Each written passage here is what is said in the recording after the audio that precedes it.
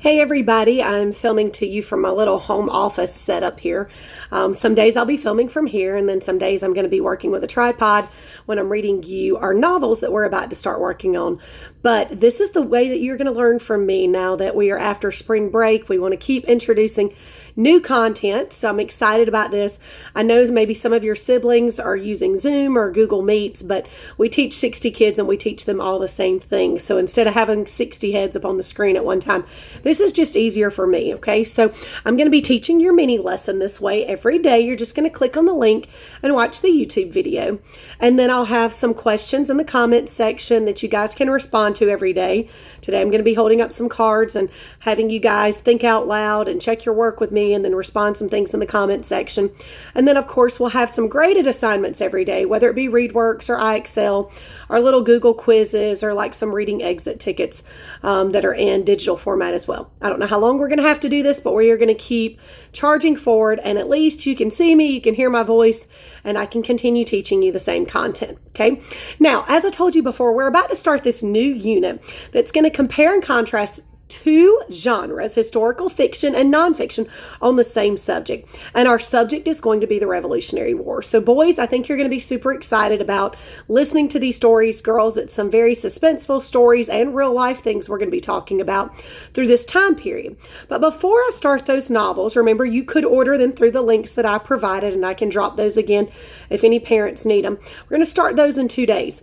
But for the first 2 days, we need to talk about something called primary and secondary sources. Now, you might have heard the words primary and secondary with Miss Beggs talking about the color wheel.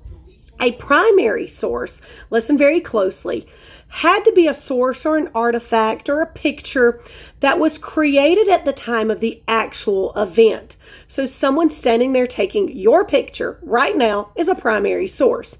A birth certificate when you were born issued to you and your parents is a primary source. A speech document where someone wrote a speech or took an interview. Those are all things that are primary sources. A newspaper article that came out at the time of an actual event, that is a primary source, okay?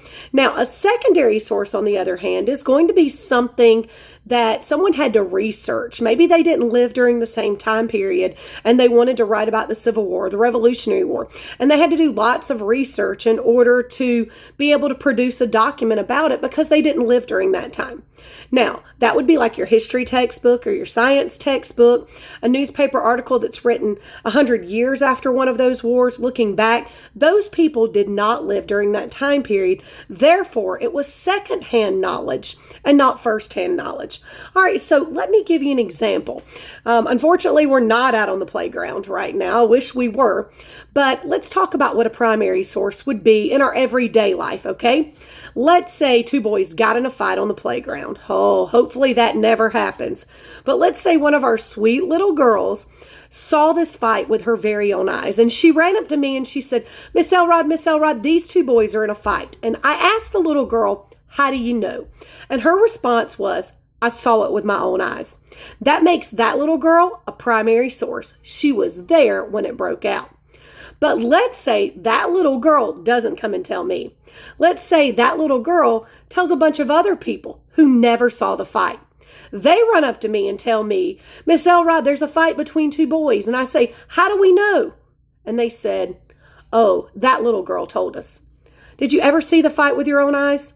No, we just went by her word. That group of people becomes our secondary source because they weren't there when the actual event happened. Only the little girl. So she would be our primary source. And the group that she told, who then told somebody else, would be our secondary source. We're going to look at some primary source documents from around the time before the Revolutionary War started. And we're going to start in our book in a couple of days talking about the colonies and how they formed. I don't know where you guys are at in social studies right now, but we're working with it in terms of nonfiction informational text. And so if you know anything about it, remember we had a lot of folks come over from England. They were coming for religious reasons, to be able to have freedom to worship or freedom to work their own jobs that they wanted to. And they chose to board ships and come to America. And it wasn't easy when they got here. Remember, a lot of them ended up dying that first year. We talk about kind of the first Thanksgiving. But then they began to recover with aid from other people and learning how to farm the land. And what they did was they set up colonies. And there were 13 original colonies. And we're going to be be talking about those colonies a little bit as well and looking at some sources with those. Now, there came a point where those colonies were tired of being taxed by England.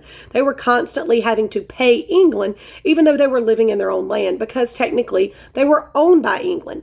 And so then we have the breakout of the Revolutionary War, the fight for independence.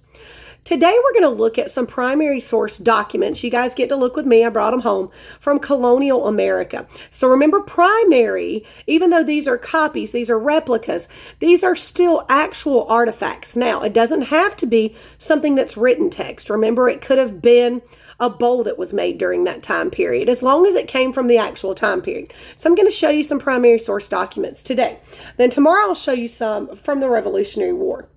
Okay, we have a book that was written during that time. We've got words from a book that came out in colonial America.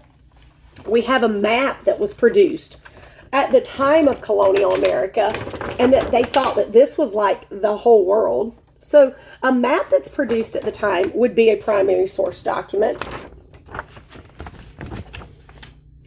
We have the Mayflower Compact, okay? These are the folks that came over on the Mayflower. The ones that we tend to celebrate that were at Plymouth Colony. We talk a lot about them with the first Thanksgiving. This was the compact that they made. This was the contract they made when they got over here of how they would live in that land. And you'll see there's actual replicas of signatures here. This is actually what it looked like. So even though this is a replica, because it was written in 1620, this would be a primary source document. Let's look at a few more today. We have rules that would have hung in one of the hotel taverns back that day, would be hanging on the walls. We have a deed for Manhattan and Long Island, and this one would have been 1645 and 1649. Okay, a deed for land there. So this would be a primary source document written exactly in that time period by someone who was a witness to all of this. This is actually Captain John Smith's map of Virginia. It says first published England 1612. I hate we aren't at school, so I can't pass these around to you guys. But you can see how it looks like it was from that original time period. Now, those are law documents, basically, that would be primary sources. But also artifacts would be primary sources. So if I had my hands on these real lamps, all lamps have been used for thousands of years, and these are some pictures from that time period of those lamps. Let's see. This would be more of what some of the homes looked like back then. If painted portraits during that time period, because they couldn't take real photographs, those would be primary sources as well. And this is William Penn. Obviously, Pennsylvania is named after him. We actually have a historic painting here. So as long as it was made during that time in American history, then it's a primary source as well. Tombstones are actually primary sources because they would have been laid at the time that someone had died. And you'll see 1692 on some of these, okay? So that's the same date that they would have died, so it's included as a primary source as well. So primary sources, let's go over it again today, because you're going to have some assignments today and tomorrow on primary and secondary sources. You had to be there, okay? You had to live in that time period. If I wrote a book about the Revolutionary War, it wouldn't be a primary source. I don't live in the time of 1700, 1776. I don't live in that time period, okay? But what I could write as a secondary source, I would have to do research from primary sources in order to write that secondary source. So primary, you had to be there, like the little girl that witnessed the fight on the playground. Secondary, you could have been told by somebody else. You could have researched somebody else, but you weren't actually there. All right, I'm going to throw up a couple of cards and give you a couple of seconds to just say it out loud. You don't have to write anything in the comment section today. I'm going to give you a second between each card, and I want you to say primary or secondary out loud before I tell you what the answer is, okay? All right, you're determining whether it's a primary or secondary source. A photograph. All right, say primary or say secondary out loud. The answer is primary. Hopefully you guys got that right. In order to take a photograph, you have to actually be there. Let's look at the next one. Dictionary. Now tell me primary or secondary. Our reference books are actually secondary sources. We would have had to do some research. So this is secondary on the history of words. Let's look at number 3. Birth certificate. Say primary or secondary. You should have said primary. It's given out at the time that someone is born. A speech. This is primary as well. Either you were the one that were there to deliver it or you were the one that was listening to it when it was delivered. So if you were at Martin Luther King Jr.'s speech, then it was primary. Copies of it now would be more secondary. A history textbook. Primary or secondary? You should have said secondary. Because remember, we didn't live at all those times in history in order to write all of those things in your history textbook. Now, a copy of the Declaration of Independence, I'm going to help you out here just a little bit because the actual source, the Declaration, would be primary. Once we start getting into copies, replicas, that's really all we can put our hands on. So as long as it looks like the actual artifact, then it still can be considered primary. But if it's been changed or modified or altered in any way or interpreted, then we're going to go more into secondary with that one. An audio recording, that's something you listen to, whether it's a speech, possibly a video. And if you were there to record it or when it was recorded, this one should have been primary as well. A biography. Be careful. A biography is secondary. An autobiography means you lived during that life and you wrote your own story. A biography is secondary. A diary entry. Would you have been there to write your own? Yes. So the answer is primary. A diary entry is primary. Autobiography. We just went over this one. This one's primary. You were there. You lived your life. You wrote your own. Auto self, bio life, graph write. An interpretation of the Constitution, which means somebody read you the whole Constitution of the United States and you just kind of shrugged your shoulders and said what you thought it meant. This one's secondary because you interpreted it. It wasn't word for word. All right, and the last one, a tombstone. We looked at some of these on some documents. You're right, it's primary. Would have been laid at the time of the death.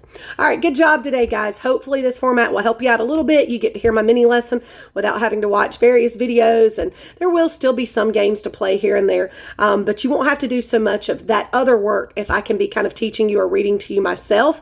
There are some other links you need to accomplish today, some other things for assessment. Tomorrow we'll go back over primary and secondary, look at some more sources, and you'll have a little quiz to take on it as well. So make sure you check out the other things you need to do today.